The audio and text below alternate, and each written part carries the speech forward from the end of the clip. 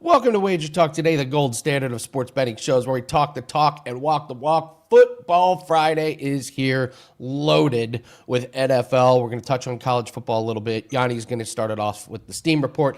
Teddy Covers is going to break down the Chargers, Chiefs, Bills, Patriots, big games. And, of course, we got to do another episode of Sell Me. Marco's got one of my favorite game breakdowns. I can't wait to hear this one on what he's going to do with Phil Rivers and the Colts versus the Seahawks. Get his thoughts on Army, Navy, and his wing sauce of the week. Dan's going to join me for our Pick 5 Super Contest picks. Weekend starts now. Let's make it a profitable one. Thank you so much for joining us. Let's bring in Gianni. Let's talk Steam report. Gianni, what's it looking like when we got this lull in college football? Are they really just focusing on NFL, or is there any type of college football action you see in?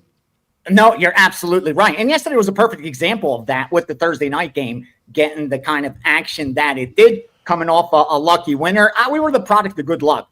Had a bad line on Atlanta. I got down at plus 4.5. Wise guys disagreed with me. They were on Tampa Bay. Public was on Tampa Bay. I actually locked in a bad number, but it turned out good for us with a 4% winner on Atlanta. But that's what you're seeing. Other than that game last night, you're seeing most of the action on Sunday, NFL already, kind of like parlaying yesterday's game with Sunday action, parlaying NHL, NBA, college basketball already with Sunday action, because we don't really have anything on Saturday as far as college football goes. We have an Army-Navy game that nobody gets excited about. And then we have that first bowl game between Boise State and Washington, which is going to attract attention and action because it's a standalone game, 8 p.m. Eastern time. Only college football game, more or less, that matters on Saturday. So it's going to get the money, but nothing in comparison, to the action on Sunday in the NFL. I wouldn't be surprised to see college basketball attract a lot of recreational money. So look for a different type of market tomorrow. Because, again, up until tomorrow, college basketball mostly parlayed on Saturdays. I mean, you get some of the standalone primetime marquee games that get straight bets, but for the majority, it's been wise guys versus the books. That starts to change as we have less and less football to bet on, and you start getting the recreational bettors that start straight betting the college basketball on Saturday. That's going to affect the market, which will force some line movements, and then you'll get more value for the wise guys to sweep in on Saturday morning and take advantage of. Because, again, all of a sudden, they're left with, what are we going to bet on? There's no football, so they're going to move into college basketball, kind of like when COVID came and they all became fans of Russian hockey and Korean tennis. Now, all of a sudden, they're going to dive into the college basketball action. They're going to dive into MMA tomorrow as well, and we'll be able to get some extra value because of it. I love how your and I's styles differ. You say you made a bad bet last night, and I say, no, you made a good one. It won. Yeah, true. Yeah, it got there. It's a great bet. It won. You're right. I had one bet last night. It won. Therefore, great bet. You're absolutely right. Well said. Parlaying college basketball?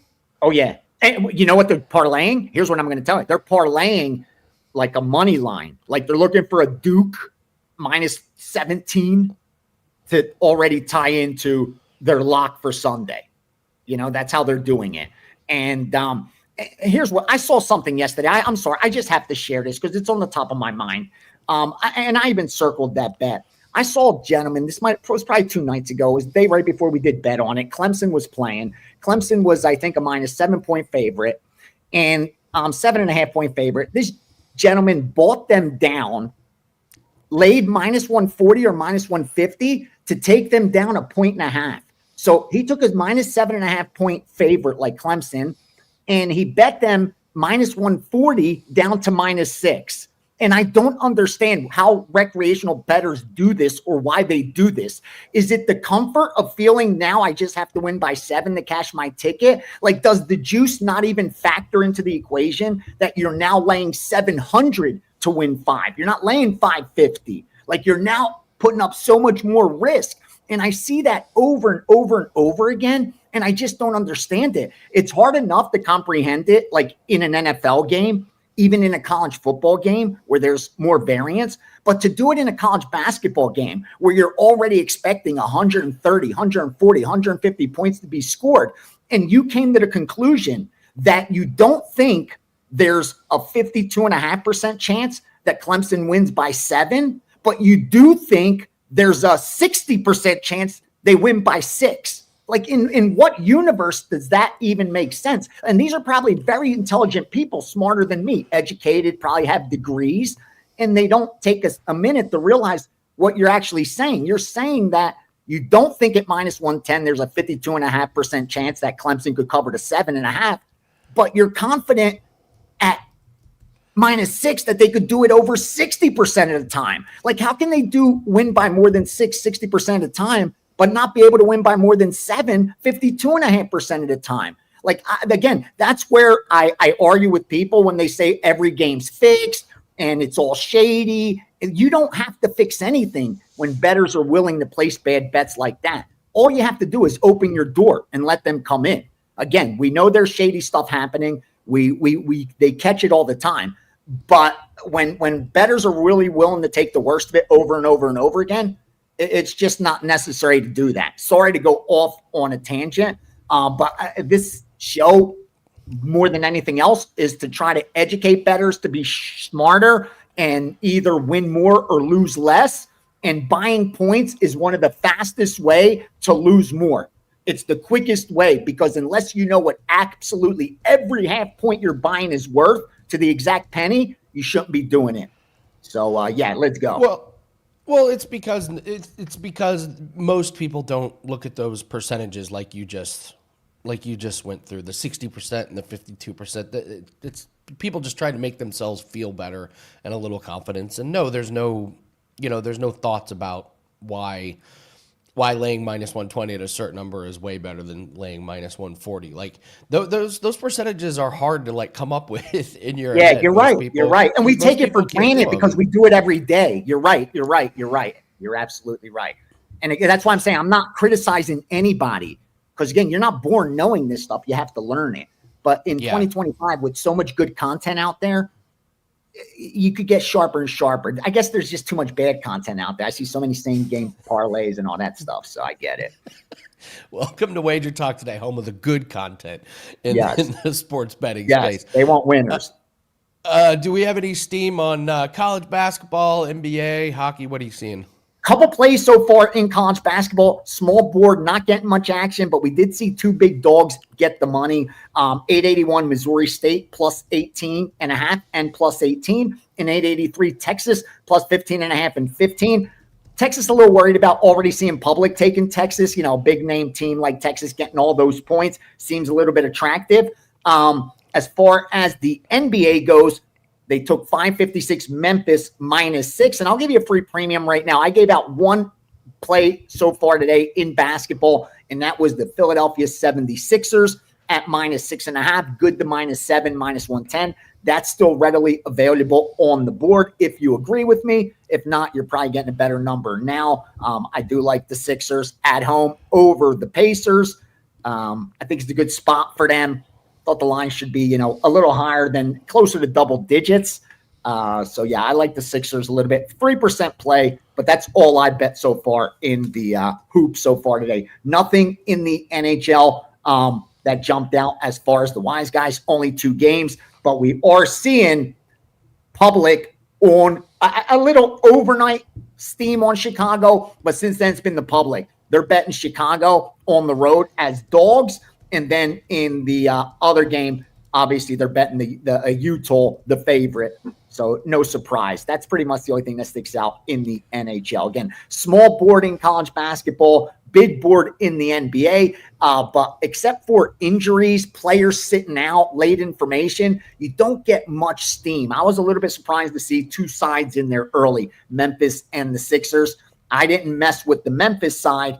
Although I don't disagree with it. I couldn't get down at 6. It's 7.5 now. So I just let that alone, but I did agree with the Sixers side. And the totals, just too many middles, are played. to have any confidence that's a legit move. Like Cavs Wizards, yeah, over got steamed, but I wouldn't be surprised later in the day if you see under money come in as well, because those totals just move so significantly. Again, unless you're getting out ahead of it, unless you're on that odds logic screen and you have some off-screen outs that you could fire into when you see an on-screen book adjust, it's hard to make money in the NBA. Any movement on the Jake Paul fight? Right now, it's one-way traffic on Anthony Joshua. I'm looking at DK right now. My God, he's minus 1,200. Jake Paul's 7-1. If you like Jake Paul, just wait.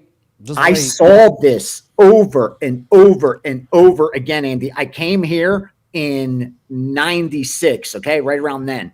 And back then, it was different. There wasn't offshore yet, anything like that. So if you were going to bet big money, unless you had, a bookmaker that was going to take six figures, you had to do it in Vegas and get paid. And they used to call them the suitcase guys. I was like, the suitcase guys. And about 30 minutes, an hour before the big fights, they would walk into the Mirage and unload suitcase worth of money. Like they would bring out the money counter and they would just rushing these dudes' money through money counters. And they would come in and they would bet these big favorites, like at minus 1,200 boxing, and bet like 120,000 to win 10,000. And they would do it. And then they would do it on like Mayweather, 80,000 to win 10,000. Bets like that. And they would do it late. And 9 times out of 10, the book actually needed that side. They wanted this guy coming up to bet six figures to win his bet because everyone else was on the other side. And that's what's going to happen here tonight. Rest assured, with the Jake Paul fight, forgive me, when it takes place. The recreational bettors and even more serious bettors, they're not going to want to put up 1,000, 1,200 to win 100 on the favorite. They're going to want to put 10, 20, 50 on the dog and hope that Jake Paul goes out there and pulls off a Rocky, performs a miracle, and they cash out at 10, 12 to 1, what have you. That's what's going to happen. And all those 10, 20, 50, $100 bets are going to start to pile up. And when the book has to pay out 6 to 1, 7 to 1, if Jake Paul wins, that risk is going to become astronomical. They're going to be forced to lower that line a little, and that's when the suitcases come in. And those big bettors that figure, I can make a 10% ROI, 20% ROI in 15 minutes. To them, that's money all day long.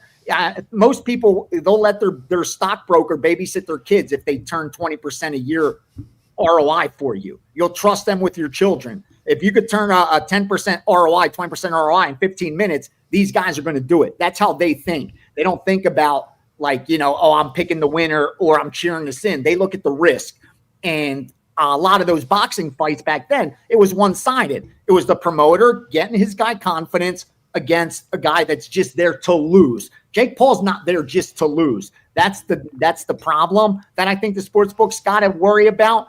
He's there to win. I don't know if he's capable of doing it against, someone like Joshua. I don't know if that's possible, but that will be the case, Andy. The public's all going to be on on Paul. The line moved in favor of the favorite because wise guys did see the value immediately. That's going to move up. When the public drives it back down, they'll be waiting to bet Joshua. They did it with Mayweather against McGregor. It was the exact same situation. Everybody put their $10, $20, $50 on McGregor. Every time that line was dropping, these guys were going in and sweeping up Mayweather. They're not afraid to lay chalk if they think they're getting the best of it. And with Joshua, all the stuff that I've heard, guys that I talked to that bet that kind of money, they're all waiting to get the best price they can on Joshua if they didn't already get down. They think this is a mismatch, the likes of Mayweather, McGregor. I don't agree with that, but I think that's the approach they're taking. Yeah, this is this has shenanigans, right? There could be some. Don't you feel like you're going to throw 100 on Jake Paul if you're not taking it seriously? I'm not betting on Jake Paul. Good boy. Thank you. No, thank you. I'm not. Listen, we have a boxing play that is up right now for tomorrow, and it is on. You know what we do? It's on obscure fights that not many people are following because that's where all the best lines are and stuff. So yep, I will and not where the be money betting is. That's not where I'm going to be. I'm not going to be betting the Jake Paul fight. I might watch it, but I'm not going to be putting any money. I will not have my. It's like talking to horse guys that actually make money, and there's only a couple on the planet. They're like, yeah, I'm not betting the Kentucky Derby. They're betting every race on that card, but not that race. You know exactly. what I mean? Exactly. Yeah. All right, Gianni, it's a big weekend. What do you have up for everyone? It is, man. And my packages are up and ready to go. And we got that long-term special. Anyone that wants to partner up with me for the next 12 months, 2026 is going to be fire. You're already seeing it since we put the Steam sheet together. I got my Saturday college football. It's going to be all 4% best bets in there. I have my Saturday UFC card already up, multiple best bets in there. Sunday, we are dropping a 5% big move. I think we hit 3 of them in this past month. So feeling really good about this next couple days. And the bowl games are ahead. I've already released 2 or 3 bowl plays. These lines move. If you're going to join me for the bowls, don't wait. Having a great college football season, finished number 1 overall, and the bowls have been money year in, year out. So excited for what's ahead. Let's do some damage, and best of luck to everyone this weekend. WT.buzz/VR. Gianni the Greek, thank you so much. Thank you, brother. Have a big weekend. Shout out to the chat. Thank you guys for joining us. Please hit the like button. Algorithm boost time. It's a huge weekend. 5% NFL best bet just went up for myself. We have a monster day. We have a NBA bet that is up. We have a boxing and UFC package that is up 3-1 since we started doing boxing plays on an 8-2 UFC run. So we just put combat sports into one package. Boxing and UFC going off tomorrow. Somebody in the chat asked about the UFC card breakdown. My co-host lost his voice. Like literally has no voice. It is gone. So if it comes back this afternoon, we'll record. If not, I'll do a breakdown and get something up. It's a pretty terrible card, but I will have something up for everybody. All right, let's bring on the legend, Teddy Covers. Teddy, happy Friday. Gianni said, he backed up. Gianni said moving was the worst. It's like, this was the worst experience ever moving. So Yanni was talking about the guys coming in with suitcases. At the M, for all the big fights, we would always see the guys coming in with duffel bags. They come with the duffel bags, 100, whether, the 20s and 100s. And, it would take a while for them to count it up before they could get the bet down. But anytime you see someone in a sports book with a suitcase or a duffel bag, those those tend to be bigger bettors. It doesn't necessarily mean that they're sharper bettors. Fair. I was going to ask you about this. Plus 350. The Oklahoma City Thunder to break this regular season wins total. I stared at it. I couldn't quite bring myself to do it, and I think I'm going to regret it. What do you think? Is that a decent bet? You think they can break the total? So what are they got to go? They got to win 74? They got to win 74. Yeah. What scared me was their schedule gets hard. They play the Spurs and the Rockets and Denver, so I don't know. No. And so the other issue and the bigger issue might be, March and April. Because they're going to be locked into the 1 seed. I would expect them to be locked into 1 seed fairly early. What's the intensity down the stretch? How much do they want that record? Because, OKC, they can rest all 5 starters and still be favored over half the teams in the league. Make no mistake about it. All right. So if they want it, they're live to get it. Plus 350, and maybe not the best price that you could have possibly thought of. But I'll leave it at this. There's worse bets to make, OKC, they're motivated and they're unbelievably good. So, they're live at plus 350. Will they get there? I don't know. No other team has ever. So, but they certainly have that level of upside. Yeah, one thing that occurred to me the other night was when Booker didn't play against them in the NBA Cup game, and I was thinking, what if the teams just look at OKC and go, this is our time to rest people. We're not going to beat these guys. Why don't we rest our good player? That was one of my big things. I was like, oh, my God, what if down the stretch the teams that are fighting for like the 4 seed, the 5 seed are like, we ain't beating them. Sit Maxey, sit Edge. Just, I don't know. I couldn't get there. We'll revisit. We'll see about this. We're going to do the LA Bowl. We're going to do Boise State and Washington. We're going to start with this breakdown. Yes, Teddy. Just last thing. I'd rather have the yes and the no. I'd rather have the yes at the plus price for OKC to break the record than lay juice for them to have the no. So Yeah. for what that's worth. If they lose their best player, they're still favored over basically Everybody. It's insane. Again, I've been doing NBA power ratings. I started doing them in 1999, and I've never, in all these years, had a team that laps the rest of the league the way OKC does right now. You know, OKC is 5 points better than the Rockets, and the Rockets are the number 2 team in the NBA. I've never had that. You know, and when the Rockets are 3 points better than anybody else. You know. Yeah. So. I've never seen a team like this either. They're truly insane to watch. So, all right, let's get to Boise State and Washington here. Looks like Washington's going to be the rightful favorite here. Got an over under at 52.5. You looking at a side or a total in this one? A little bit of both. There's a lean. I think the total might be the stronger of the two, but there's certainly a side lean that I have in this ballgame as well. Right now, looking at the Odds Logic live odds screen. And by the way, guys, get the free trial.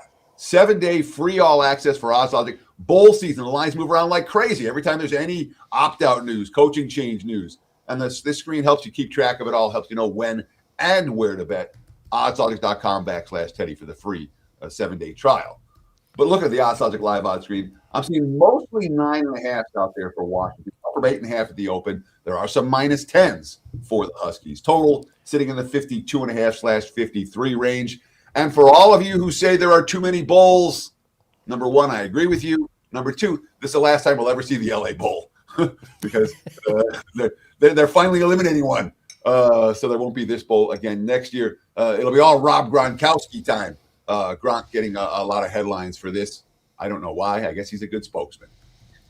We think of Boise as giant killers in bowl games. You know, it all comes back to when they were beating Oklahoma and then the Statue of Liberty play and all of that. Last 4 bowls for Boise, you know, we're dating back to before COVID, down 2019. They're 0-4 against the spread. Their only straight-up win came by 3 points as an 11-point favorite against North Texas.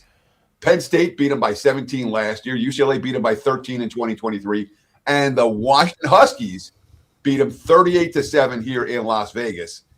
Bowl action before that. Washington also beat them 56-19 in the regular season just 2 years ago. So the Huskies have had the Broncos number in recent meetings, and Boise's history of being a live dog in these bowl games, well, at this stage, that's ancient history. It's a unique situation for Boise because you think about bowl prep, and one of the reasons the coaches love bowl prep, you get 15 extra practices. Well, Boise didn't get 15 extra practices. They played in the Mountain West Championship game last week, and now they're playing in a bowl game this week. So basically, it's a normal week for Boise. You know, 5th straight week that they've played. You know, head coach Spencer Danielson, quote, it's a quick turnaround. It's really no time off. It's nice you stay in rhythm. Obviously, we're going to have some guys banged up from the championship game. It's going to be next man up, carry the flag. It's the first bowl game in the country, which is awesome. So Danielson's trying to speak the good, you know, and that's his job. It's, you know, don't worry about the fact we're not getting extra practice for this, and we prepped for another opponent last week. We'll be fine, even though we're banged up. You know, he's supposed to. And, of course, they have their quarterback, Maddox Madsen, back, who missed most of November due to injury. He played well in the conference championship game last week against UNLV, 17-31, 289 passing yards, 3 touchdowns, no INTs. Washington, they ended the season. So Boise ended the season on a high note with the blowout win over UNLV in the Mountain West title game. Washington, not so much. They got slapped around by Oregon. They were in that game against the Ducks. They were in that game in the 4th quarter and really couldn't do much on the opposite side of the football down the stretch of that contest. Ended up losing by 12, but competitive in defeat. Lots of yammering the last 24 hours, 48 hours about Jed Fish with the Sharon Morse story in Ann Arbor. And all of a sudden the Wolverines looking for a head coach. Fish was the wide receivers coach there and has connections to Michigan. So his name has been bandied about. I don't know how serious that is. I don't think that Fish himself is too worried about it. And certainly haven't gotten that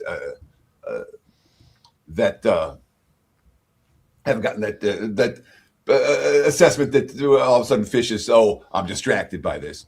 I haven't gotten that sense at all. I do know that DeMond Williams is a pretty darn dynamic quarterback. And, I mean, Washington, when they faced an elite defense, you know, they couldn't move the ball against Ohio State. They struggled against Wisconsin. They struggled against Michigan. They struggled against Oregon. When they faced a good defense, a really good defense, Williams and the offense, they struggled.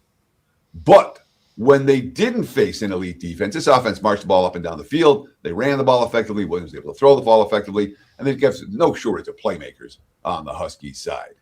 So we have a Boise team that's a little banged up defensively coming off and over. Their quarterback is back. We have a Washington team who we trust offensively against all but elite defenses. We have a serious history here that shows Washington can move the football up and down the field against Boise. Put it all together, I like the over in this ballgame, and I like the favorite in this ballgame. Favorite and over. Nothing wrong with betting early bowl games over the total. Historically, even in recent years, that's been a pretty good way to go. You used one of my favorite words, yammering. You're the only other person besides me that I've ever heard use it, and it's a fantastic word, and it should be a part of everybody's vocabulary. It's one of the great unused words in the English language, yammering. As the yammered on. Yes. My family's from Wisconsin. They use it up there all the time. All the time up in Wisconsin. So Sure. I lived in Michigan for a decade before I moved out to Las Vegas, so it's that upper Midwest scenario where you're yammering. Yeah. I got you. They always say "in-so" at the end of sentences. Oh, you're going to the restaurant in-so. Like, why do you add the "in-so" at the end of it? It's completely unnecessary, but they like yammering. All right, we move on to the Bills and the Patriots. Huge game.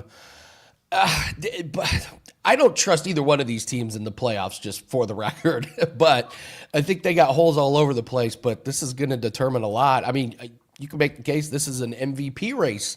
Determining game here. It's basically a pick on Buffalo's -1 over under 49.5.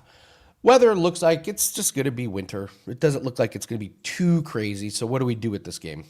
Yeah, Bill Barnwell coming out yesterday and making a case for, of course, Bill Barnwell from ESPN.com, making a case for Drake May as the NFL MVP this season. I think that's a little bit rich in my blood. That being said, the Patriots, even if the Bills win this game, they're still facing an uphill battle to get the AFC East. New England's got the tiebreakers in their favor. New England's got the far superior record. A Bills win here makes it a race still, but I don't know that it makes a difference. The Patriots very much in the driver's seat to win this division, and a lot of it is because of the fact that the Patriots were able to go into Buffalo and win straight up 23-20 in the first meeting between these two teams this season. Looking at the odds logic screen right now, basically a pick'em game. I'm seeing Buffalo -1 in a lot of spots, -1.5 in a couple. We have seen a little bit of sharp money for the Bills, total 49/49.5. So it's divisional revenge for Buffalo. Certainly from a strength of schedule standpoint, there's no comparison between these two teams. New England, yes, they are 11-2 right now. They're 11-2 in large part. And I know they have a win against Tampa and they have a win against Buffalo.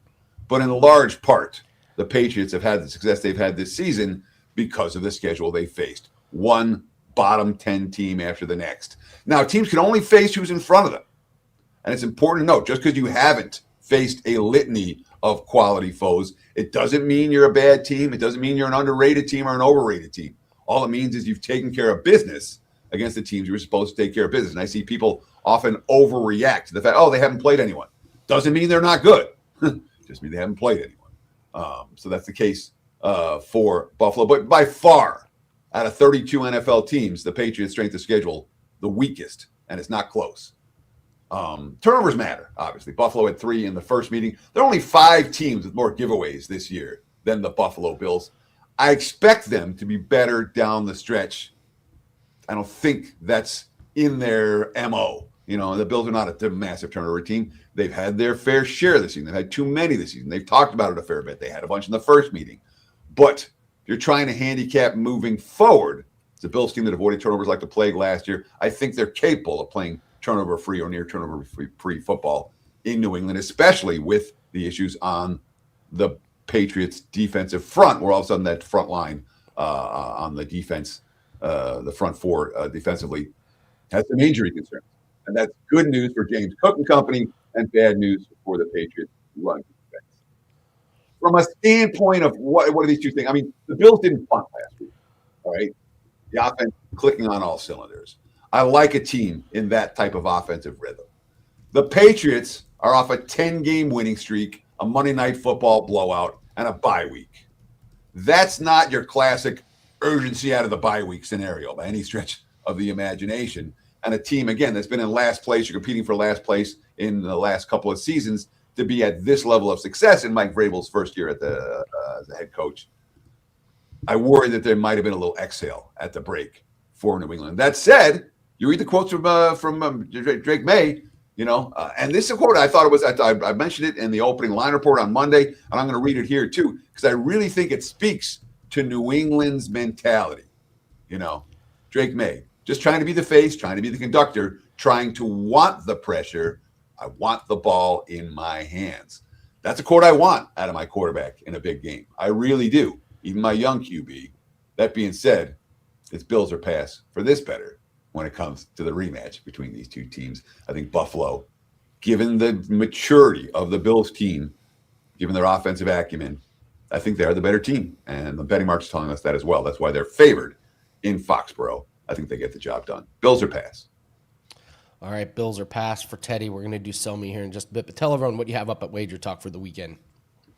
Right now, I have a single NBA best bet for tonight. When we get off the show, we will put NFL as well. NFL, great weekend. Last weekend, 4-0 for the clients. We're on an 8-1 all sports run since Sunday, 89%, making money right now. NFL Sundays have been real good, 10-4, 71% over the last 5 weeks. So I have the single NBA best bet available right now. We'll have NFL posted within the next 24 hours. Check it out on my homepage at wagertalk.com. WT.buzz/TC. All right. It's time to play Sell Me, which also means it's time to give away a 3-day pass. But first, okay, we said up in Wisconsin they end their sentences with "in so." Okay? In the chat, it says it's like how they say down there in the South. And Dan, what do they say in Pennsylvania? Yeah, so at least my side of Pennsylvania, we'll have to see if Marco can confirm this up with the coal crackers near Pittsburgh. But it's a while. They end their sentences with a while. So like even you get a waitress come up to your table and she's like, "Oh, you want me to get you drinks a while? You want like a while what? You know what I mean? Oh, I'm gonna head down the shore a while. A while what? So yeah, it's a colloquialism that everybody ends their sentences in ways that make no sense. And that's what they do near Philadelphia is end everything with a while. So you guys want to play Sell Me a While? What do you think? What do you think? Yeah, I got a good one for you here, gentlemen. I was looking, some decent matchups. This is one game that I'm kind of scratching my head because the line just feels like a great way to entice some action on both sides. We're taking a look at the Green Bay Packers taking on the Denver Broncos, and you're seeing Broncos as 2.5-point home dogs here. Andy, I want you to let me know about why this dog might just be barking here. The only way that I bet this game already, by the way, guys, full disclosure, is okay.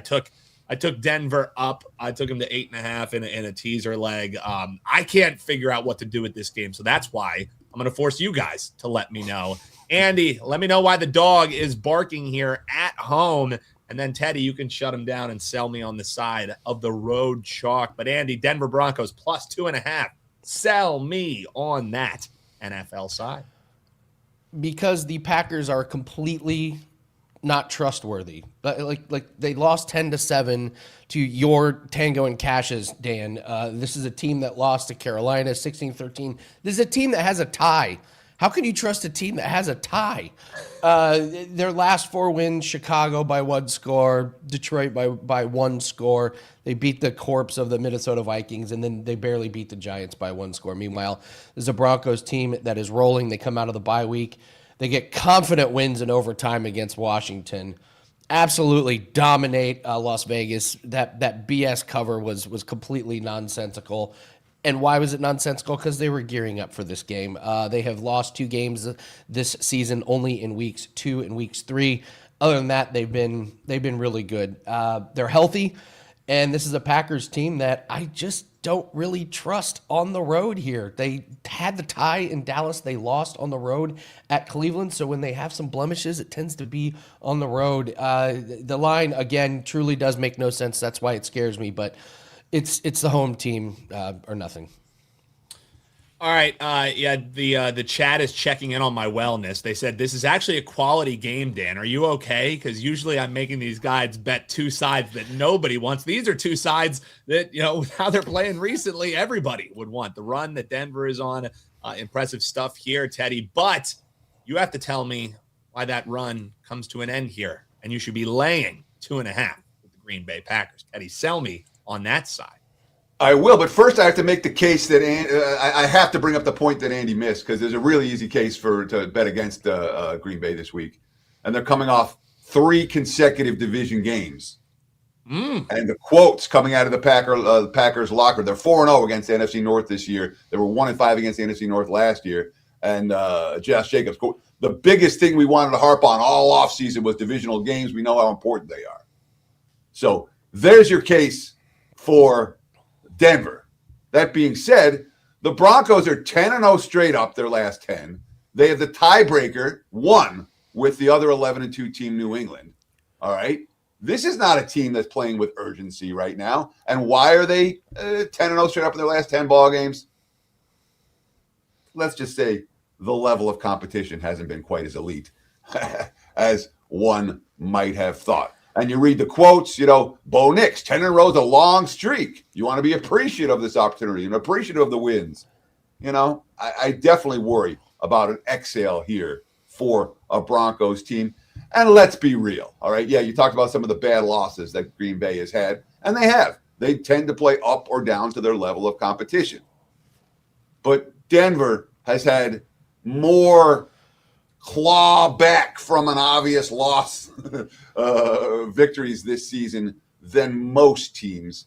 And Green Bay is not an easy team to do that against. One bad half for the Broncos, and I think it'll be difficult for them. And that's been a team that's struggled to string 2 good halves in a row together. Last but not least, you watch Jordan Love the last couple of weeks. Jordan Love's playing at an MVP level right now. Bo Nix, not so much. Who were you sold by? If you're a WagerTalk, you have an account, comment below here and let us know, Andy or Teddy. Who do you think is covering? Andy's side of the Denver Broncos plus 2.5, or Teddy's side of the Green Bay Packers minus the 2.5? Comment below with their name, your WagerTalk username, and boom, you're entered in for a 3-day flex pass for free on the house. Teddy, before we turn you loose, I do just want to get your thoughts, because this line itself was interesting to me and why I wanted to talk about this game, because some folks, they like to pre-bet the Super Bowl. You can bet NFC versus AFC. And I think that this line's a little bit interesting because you're seeing the Packers as a road favorite, a top NFC team facing off against a top AFC team, and they're a road 2.5-point favorite. Now, what I'm kind of seeing is NFC is minus 2.5. So if this line is telling, you should probably be betting NFC minus 2.5 to win the Super Bowl now, right? Or is that just an interesting talking point? So what the look ahead Super Bowl line is telling us is how when you average out the group of teams that have potential to make it into the Super Bowl, which teams have more, which conference has more teams power rated higher, and we're looking at the AFC with a very wide open race this year. Mm-hmm. The NFC, it feels like there's more quality competition at the top. Hence the NFC favored over the AFC in the Super Bowl. But am I making that bet right now? Am I running to the window? No. You may well get that same bet on Super Bowl Sunday. Boom. See, Andy, you get game breakdowns, you get thoughts, and you also get Super Bowl look-aheads and what these markets mean. Pretty good. That's why I love having these guys on, dude. I get to get all this info for free, and so do you just by subscribing. Come on, people. Before Teddy goes, can I just say something here? Yeah, okay. So you post down in the comment section whether you liked Andy or Teddy, and then your WagerTalk username, and you win a free day flex pass. Okay, this started as you get a 3-day pass to the handicapper that got you the win, okay? The higher ups were like, no, let's make it a flex pass.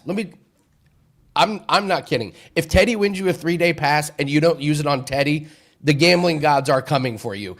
That is so freaking weak that if a handicapper wins you a free 3-day flex pass and you use it on other people, weak sauce, absolute smothered in weak sauce. That is disgusting, and karma will come to get you. So if Teddy wins, this has been brewing under the surface for a while, Teddy. As you can, it's ridiculous. I couldn't disagree more. You know, it doesn't matter. Use it on whoever you want. You know, it's fine. True politician, Teddy. True politician. It's the truth. It's the, you know, look, just because I was right about this game doesn't mean I'm going to be right about every game. And that's fair. Well, that's the beauty of the flex pass is you can use me for one day, you can use Lang for the next day, you can use Dan for the third day, you can use whoever you want, whatever day you want. So that's why it's been such a popular product, and why I won't be insulted in the slightest if I win you money, if I win you flex pass and you use Lang all 3 days. I don't care. Although, yeah, Teddy might win you this one and might not win you the next one. He is on an 8-1 run, though. That's all I'll say about that one. Teddy, always a pleasure, brother. Thank you so much, and best of luck this week, and keep that run going, man. Cheers. And, of course, I'll be on all day Sunday with the End Zone Live. So we're hosting this week. We'll be there 3.5 hours plus. Come hang out with us. It's really a lot of fun on Sundays. Teddy stepping in for Prez. You got to love it. Should have thrown this up, I guess. So we could add the handicap on Prez. Although, no, nobody wants that, Andy. Nobody wants that. Oh, all right. Let's keep a show moving. We got Marco coming up. Marco, I'm so glad that somebody gets to break down the Colts and the Seahawks. Of course, story of the week is Phil Rivers coming to town. This is one of the most insane things I've seen. You're not even going there with the spread. You're going with a total here on the Colts and Seahawks, aren't you? Yeah. Well, first of all, I want to know who I pissed off. Okay. How did I draw the shortest straw of the week? What? With this one? It's a great game. Great game to break down. Do you know how much skill it takes to break down a game where Phillip Rivers in 2025 is a quarterback? What stats can you possibly look at to back up anything with the spread on this game? I'll tell you what, I do have a stat for you, okay? Now, mark this one down with Phillip Rivers and the Indianapolis Colts. We remember the Indianapolis Colts number 1 draft pick just a few years ago, Anthony Richardson. He's not around. Do you realize that Phillip Rivers has one less kid than Anthony Richardson has career touchdown passes? Oh, my God. Think about that. He's not Marco. He's not a family man. He's a family lab. It's just like they're just like creating an entire army of Phil Rivers. He's gonna have his own football. He's one shy of his own football. You know, at least one side of the offense. This is a great story, and full disclosure, you guys, set the games and the schedules of who people are doing on Sunday. So that was obviously before Daniel Jones got hurt. So full disclosure there. But I'm looking at this game, and we'll stay with full disclosure because I've been coming on the show telling you how good we've been and with our 5% and the incredible run we had. Well, we finally lost one last week, and it was on the Indianapolis Colts. I loved the spot for the Colts. Did I think Daniel Jones was going to get hurt in that game? Obviously not. Would it have made a difference? They probably still would have lost the game. Give Jacksonville credit. They played well. But now we got to look at what we have here. And we always talk about, and it's the Westgate here in Las Vegas that brings out, I refer to them as the look-ahead lines. They like to call them the 12-day lines. But they bring them out on Tuesday, the week before the games are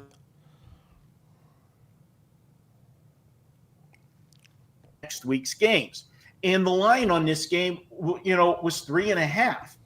Now you're going to tell me that Daniel Jones, I don't care who's quarterback, and even if it's somebody off the couch, we're talking about Daniel Jones worth 10 points. That's a lot here to deal with if you're looking for value. But when I'm looking at the defense that they're facing in Seattle, it's one of the best in the league. And that's the big concern. We know what they're going to try to do with Rivers, okay? He's not going to win them the game. He's there to try just not to lose the game. we're going to see a heavy dose of Jonathan Taylor. There's no question about that. They're going to have to try to run the football. But again, you're going against one of the best defenses in the league, and that's when you're looking at a team that's got, both a running game and a passing game. If the Colts have to become one-dimensional, it's going to make it even easier for this Seattle defense to smother them. So before I tell you to run out and bet Seattle, there's a big red flag why I can't do that. I already said the line is very inflated because the public is going to bet one side in this game, and the books know that. But look at who Seattle plays next week, guys. They play the LA Rams, and that is for the division.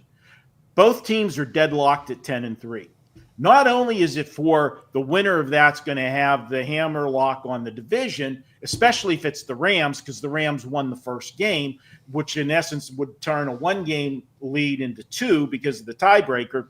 It's going to give them a stranglehold on the number one seed in the NFC and have home field throughout. And that's going to be huge come playoff time, because we've seen nobody really separate themselves in the NFC. We saw Philly fall, off. We've seen the teams in the North, Green Bay and Chicago, they're beating each other up. There's no clear-cut favorite. Having home field is going to be huge, I think, to getting to the Super Bowl this year. So with that said, and how big that game is, that they're going to have one eye down the road. What makes it even worse is that game's on Thursday night, guys. So for Seattle, if you want to come, you're looking to that game, your game plan's got to be, I want to get in and I want to get out, and I want to try to do it and make sure I have all hands on deck next week, which means I think Seattle's going to be just fine with running the football themselves. Why, risk, injury, get Darnold hurt, and so forth, get in, get out, shorten the game. That's why I'm going under. It's the only way I can go. I really think the Colts are going to struggle to score, and there's just no reason for Seattle to run this one up. They want to get in and get out. That's the only way I can play this game, guys. Take under the 43. Mike, my Colts are truly insane, Marco. They've officially lost their heads. This is the most insane story. He's like, what is he, like 8 years older than Flacco or something bizarre? All right, let's move to the game. But you're going to watch. It's going to be like, you don't want to look when you're driving past a car accident. You're going to turn your head. You're going to rubberneck and turn your head. You're going to want to see what's going to happen here. Phillip Rivers, I'm going to turn my head and pull a muscle in my back and be out. So, all right, let's talk about some guys that are young and athletic. Let's go to college football and talk about Army and Navy. How do we break down this game? All right, I went in depth on a game that really didn't deserve that many words, so I'm going to keep this one short, guys. And really, it's simple. These two teams are basically mirror images of each other. They both run the football 50-plus times a game.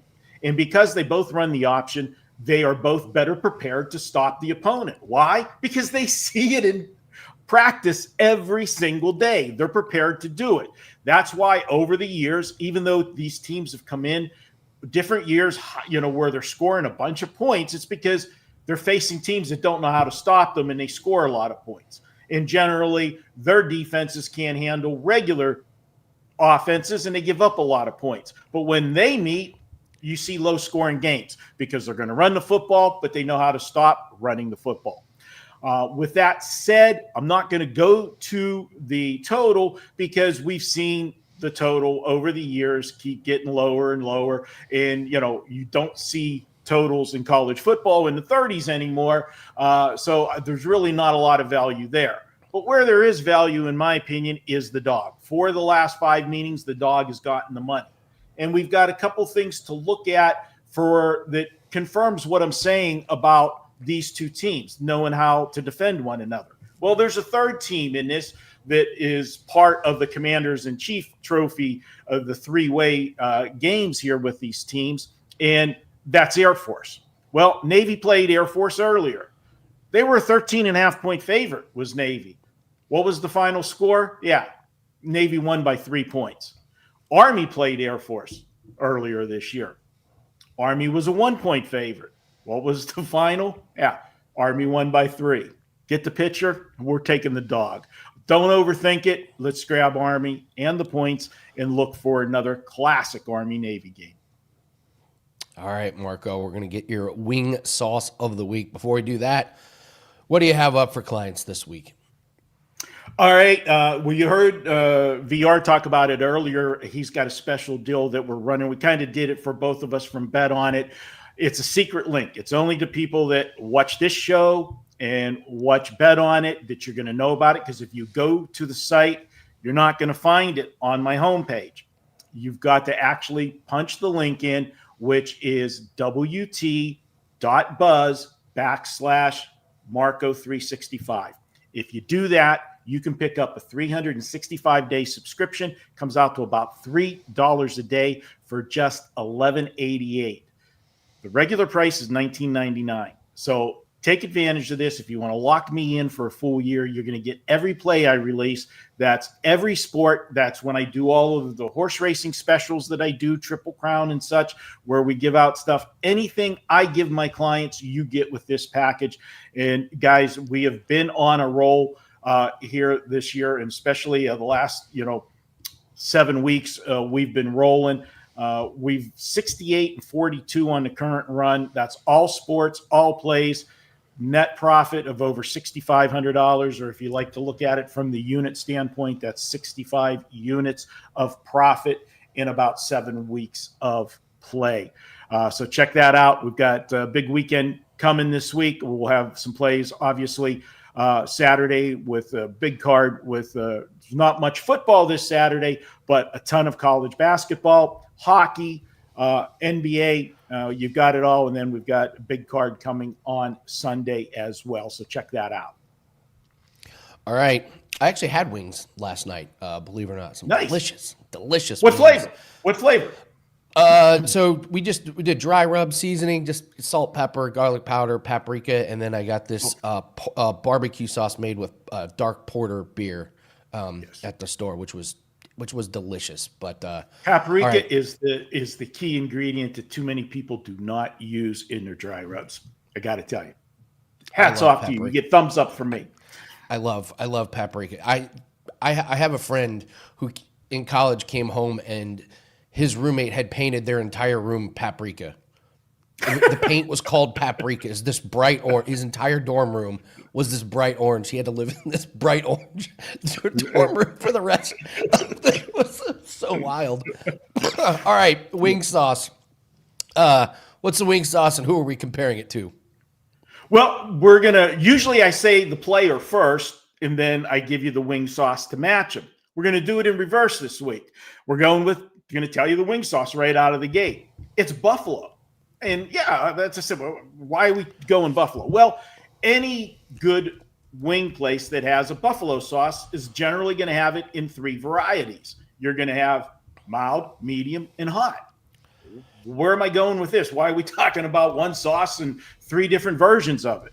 That's because we've got an NFL player that is mild, medium, and hot all in one. And that player would be the hot version, George Pickens. 3 games ago, 9 targets, 9 catches, 146 yards and a TD. That was smoking hot wing sauce. Then 2 weeks ago, we got the medium version. We got George Pickens, 13 targets, 6 catches, 88 yards, no touchdowns. But then last week on Thursday Night Football against the Detroit Lions, we got the mild George Pickens.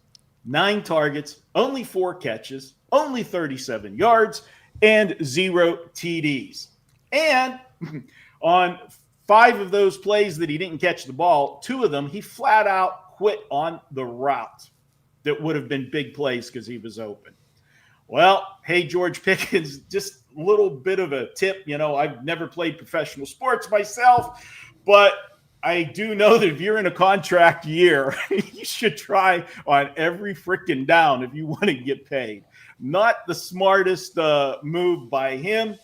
And as the great late Dennis Green once said, They are who we thought they were. And if you laughed at the Pittsburgh Steelers and why they gave up George Pickens for next to nothing, we knew what he is, and Dallas got a dose of him last week. So there you go. George Pickens, Buffalo. Mild, medium, and hot, all in one.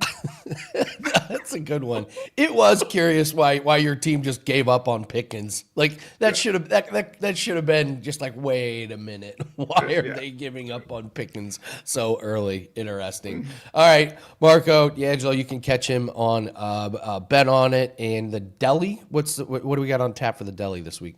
Yeah, check out the Deli. It's been great all year, guys. We have the version on Bet On It. If you like that, where I give you a sandwich game or a trap game, you get one each week.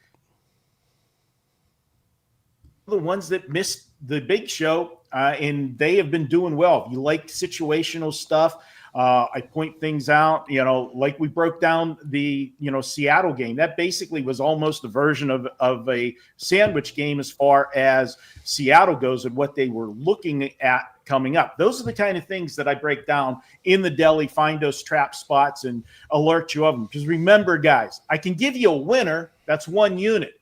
But if I give you information that takes you off a loser, I actually did you a better service because I saved you 1.1 units. Perfect. Absolutely. It's better to lay off a loser than to give out a winner. Thank you very much, Marco. Great stuff as always. Looking for that under on the Seahawks. We're taking the dog in Army and Navy. All right. Let's bring in Dan. We got to do our pick five. Dan, I told you what our 5% NFL play is. It's locked and loaded. It's one of my favorite bets of the year. I don't understand the line, so we will take advantage of that. You get all of our Sunday plays in the NFL with that pack, and then we've got the boxing and UFC combo pack that is up. And got a cricket 3-pack up. Ooh, don't tempt me with a good time.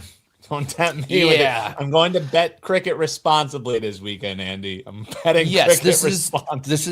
This is we're confident. There's 4% plays, but this is not what it was like the last time. But we got a tournament starting that we just absolutely love. So I came up with this hot take last night that my Colts, like, how people, how the Colts are kind of seen as a pretty stable organization, and they seem to be what it's the opposite.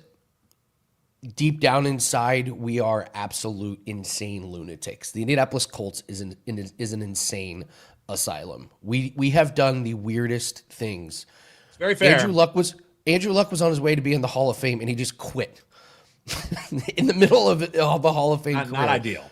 We drafted a guy who didn't play very much in college and had accuracy problems. You have to be crazy. We took a quarterback from the Giants. The Giants had no use for him. And then we made him play on a broken leg. And now we bring in a grandpa? A grandpa? Our owner popped more pills than a pharmacist. He goes away. Sadly, rest in peace. And who takes over? Daughter. Who wears a headset during the game and wears these dresses that look like she got them at a Goodwill store. Colts are Sandra Bullock is going to play her great in a movie coming up, though. I will say we have lost it. You are just now finally seeing how truly insane the Indianapolis Colts are. That was my hot take. All right, let's do the pick five here. I'm zigging when everybody's zagging here on this Bengals team. That Joe Burrow interview was terrifying, where he was like, if I continue to play, I want it to be fun. Yeah, playing for Cincinnati is not a lot of fun. You know who else isn't having a lot of fun these days? The Ravens.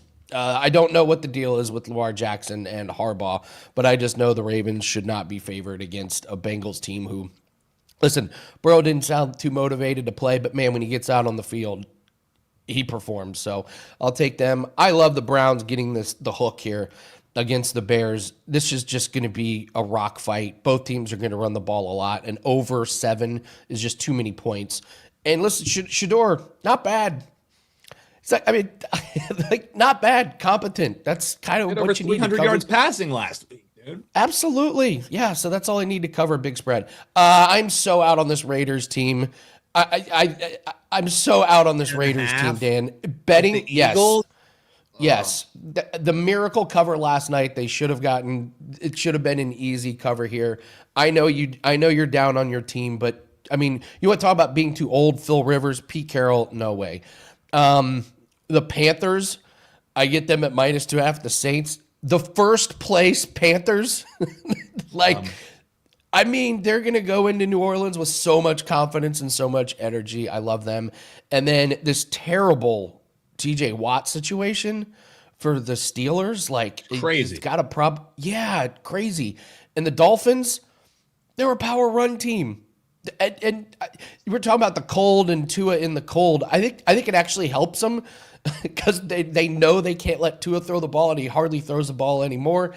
If A-Chain plays, they've got Wright who went for 100 yards. I think they run, and I think this 3.5 is too much to ignore. So I got Bengals, Browns, your Eagles, Panthers, and Dolphins. Those are my picks. Yeah, the Dolphins were also one that were going to make our card, and then I started diving into those Tua numbers and just got a little scared off. 36 degrees or less, so freezing or around freezing. 0-5 straight up for Tua, 1-4 against the spread, 0-3 straight up and against the spread in his last 3 starts. 65 quarterback rating, 686 yards, 2 touchdowns, 4 interceptions. But I like your point. Maybe they know this at this point, but you know, A-Chain being banged up a little bit, that kind of gave me pause. But I already bet Dolphins plus 3.5. They just didn't make our pick 5. The 5 picks for us. We are with you there on Cleveland. I just want to keep fading this Bears team. Honestly, it wouldn't shock me if this Bears team ended up losing outright in this game and losing out in this season. It's a really tough sandwich spot, too, that Teddy kind of alluded to. They just played Packers. They play Packers again next week. Cleveland defense, pretty solid. Myles Garrett sacks. He only needs 3 to set the record. Could be a long day for Caleb Williams. Same kind of ilk, this New England team. I think Teddy kind of nailed it, that there's maybe a bit of a let-up for this team. You got Buffalo with revenge. Give me Buffalo taking down New England. And we're doing it, man. If you want to know my thoughts on why we have Indianapolis plus 13.5 on the card, just rewind and listen to what Marco said. Daniel Jones with a broken leg is not a 10-point downgrade to Riley Leonard or Grandpa Phillip Rivers. No quarterback is worth 10 points. The look ahead in this, Andy, was 3.5. This line should be probably more like 6.5, and we have 13.5 against a team in Seattle who doesn't cover games at home with regularity under Mike McDonald. Let me be square. Let me take the 6. With the Detroit against the Rams. Rams are also afforded, I guess, a little bit of a let-up spot here, and Detroit needs this game like blood. Detroit currently out of the playoffs if they ended today. And then let me be square again. Congratulations, Minnesota. You looked awesome last week. Dallas, they have a little bit extra motivation after they saw the Eagles lose that game outright on the road against the Chargers. Dallas laying the spot on Sunday night. I'm so proud of you for that Colts pick. I almost threw him in there. I love it. I mean, they're going to get in Seattle's head. That's all the signing is. They're insane. They're going to get in their head. Like, what if we rush Jonathan Taylor 48 times? What if we really confuse him? We're playing a quarterback who has literally seen ghosts. What if they just go full Vecna and just like touchdown, touchdown? Well done, Stranger Things. And what if they hand the Seahawks an L because stranger things have happened? Mic drop on a Friday. Let's go. I'm so proud of you for that pick. So proud of you. Thank you. That one was a no-brainer for me, man. There's no quarterback in the world that's worth 10.5 points to a line. I mean, that's that. These people asking, what do I think about the Kenny Pickett revenge game? As Kenny Pickett's going to be the one starting in Philadelphia. I do have an LFG or WTF for you, Andy, that we'll end the show with talking that game. But I mean, Andy's doing it, but 10.5 points. I can't. It's funny, when I saw the line was 12.5 as we were walking out, I said to my buddy Adam, who I do the show with, we're going to be recording that show, giving out those 5 picks here this afternoon. I said to him, I go, that line's going to be 10.5 within a couple hours. It was 12.5. There was just no way you could be laying it with this Eagles team right now. And it's very reminiscent an Eagles team who went on a West Coast trip to play a Monday Night Football game in 2023. They lose outright to Drew Lock. They come home. They were 10.5 point to 11.5 point favorites to the Arizona Cardinals. They lose that game outright. It's going to be like 10 degrees at game time, Andy. It was 2017 or something last time the Raiders came to town. And that was a game that was 9 degrees, and there were, I think, 12 points scored. So maybe bet the under in the Eagles game. That's my thoughts on that one. All right, WTF or LFG? We didn't even do around the world. We could still pop off some free plays. I love it. Let's do, all right, LFG or WTF? What do you got?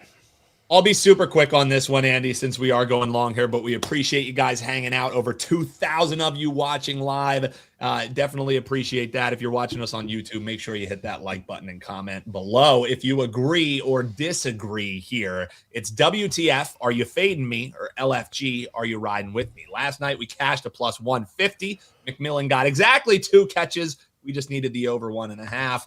This one, Andy, we're 1-2. Let's end the week 2-2. Saquon Barkley under 80.5 rush yards. It's our first under of the season. This is a great number here. If you shop around in the market, you're seeing as low as 75, but this 80.5 is readily available at some regulated sports books here. But yay, Andy, Saquon had 122 rush yards last week. Oh, he's back, right? Well, 52 of those yards came on that imaginary tush push play that was blocked perfectly. And we haven't seen many plays blocked perfectly for Saquon Barkley. Only gone over this number 3 times this year. They're playing the Raiders. The Raiders suck. It's going to be cold, right? Well, since week 8, the Raiders actually have the 2nd ranked rush defense in the league. They're a sneaky good against the run. Season long, they've only allowed a running back to reach 80 yards or more 3 times. Numbers inflated because Saquon's back, baby. I'm not buying it. Under 80.5. And I know this one's an LFG for you because this is something that you've been preaching since week 2. Yes, it's absolutely an LFG. Shipley should get some work. This should be a pretty nice game to not put a lot of wear and tear on Barkley after the huge game. He also doesn't really go back to back with good games. Yep. So it's absolutely an LFG, easy LFG. I love it, Andy. Let's end it 2-2, and let's also get the folks some around the world for you. I mean, all these free plays packed to the back end of this. That's why we got 2,000 people still watching. Yeah. All right. Let's do all around the world. We're going to start in the NBA. I saw somebody brought up Jalen Johnson earlier in the chat. I agree completely. 18.5 rebounds plus assists is absolutely insane, but he's averaging 18.8 potential assists and 21 rebound chances. I'm not kidding. I've never seen numbers like that. He's gone over this in 8 out of the last 9 games. I'm in on Jalen Johnson. Rams, Lions, David Montgomery over 9.5 receiving. He's gone over in 4 straight and 7 out of 8. Rams, they do give up receiving yards to running backs 34 per game. And then this comes off the WagerTalk free picks page from Kevin Dolan. He likes Arsenal minus 1.75. Arsenal has only allowed 2 goals at home. Wolves have scored 1 away from home this season. He thinks Arsenal shuts them out and wins big. Those are your free plays. All right, guys, thank you so much for joining us. Great week of shows, a great football Friday. Any hot takes for the weekend, Dan? Anything you're really going to be concentrating on? Excited to watch? I mean, you and I are both on the Browns against the Bears. I mean, that's pretty hot right there. I'm betting on the Indianapolis Colts and Grandpa Rivers. Whether it's Leonard or Rivers, it doesn't really matter to me. Yeah, come on, they got to give us us hot Rivers. as we can get. Don't sign Phillip Rivers and then not play him. Come on, I'm with you. Can't be a smokescreen. I'm with you. Yeah. All right, Browns, and we got to watch Shedeur Sanders and Phil Rivers. Good God, what a weekend of sports! All right, let's cash. It is a big celebration. Yeah, it's a huge weekend of bets for us. We have boxing, we have UFC, we have 3 cricket plays that start on Sunday. We've got NBA best bet that is up tonight. We have our 5% NFL. Holy cow, we got a lot of units to win this weekend. Thank you so much for joining us, and don't forget to comment. Whether you agree with Teddy or you agree with Andy in the Sell Me segment, make sure you put your WagerTalk username. That way we can pick a winner for a free 3-day pass. Thank you so much for joining us. Good luck on all your bets this week, and we'll see you on Monday. Take care.